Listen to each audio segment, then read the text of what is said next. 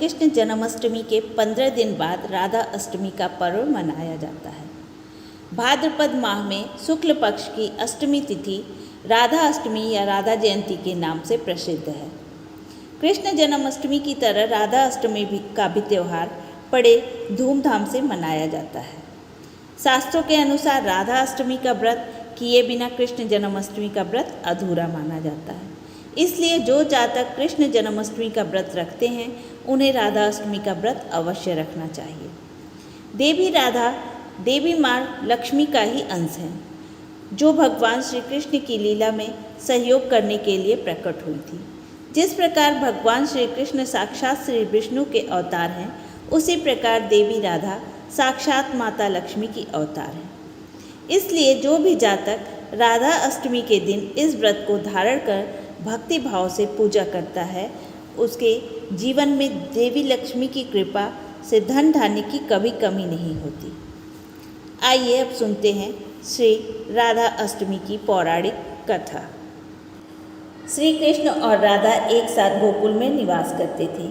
एक बार राधा जी गोकुल से कहीं बाहर गईं। जब वापस आई तो देखा श्री कृष्ण अपनी एक सखी बिरजा के साथ गोकुल में घूम रहे हैं। यह देख उन्हें बहुत क्रोध आया। क्रोध में राधा जी ने कृष्ण को बहुत बुरा भला कहा।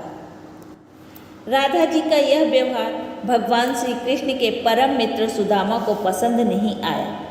वे बहुत क्रोधित हुए। क्रोध में उन्होंने राधा जी को पृथ्वी पर जन्म लेने का श्राप दे दिया। इस श्राप के बाद राधा ने बदले में सुदामा जी को राक्षस कुल में जन्म लेने का श्राप दिया। राधा रानी के बाद दिए गए श्राप के कारण सुदामा जी का जन्म शंखचूर्ण दानव के रूप में हुआ था। दानव के रूप में जन्म लेने के बाद भी शंखचूर्ण भगवान विष्णु का अन्याय भक्त बना।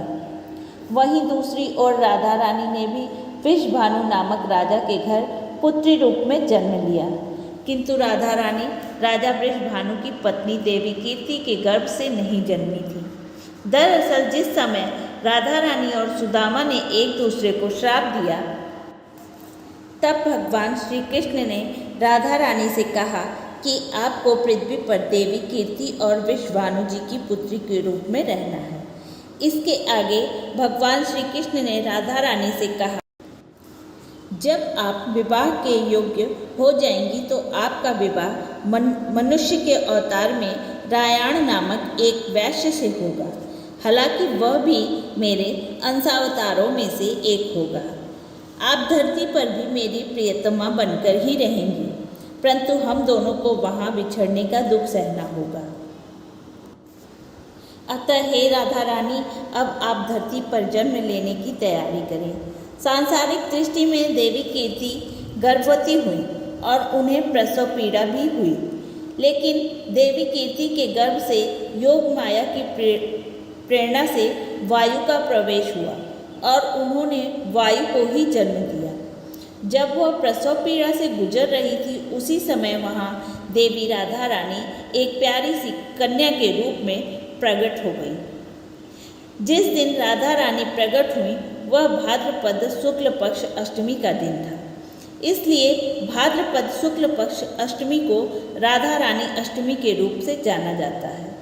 इस दिन भगवान श्री कृष्ण और राधा रानी की पूजा की जाती है। इस व्रत को करने से हमें सभी सांसारिक सुख आनंद की प्राप्ति होती है। मान्यता के अनुसार इस व्रत को करने से धन की कमी नहीं होती और घर में बरकत बनी रहती है। तो प्रेम से बोलिए राधा रानी सरकार की जय, राधे कृष्ण की जय।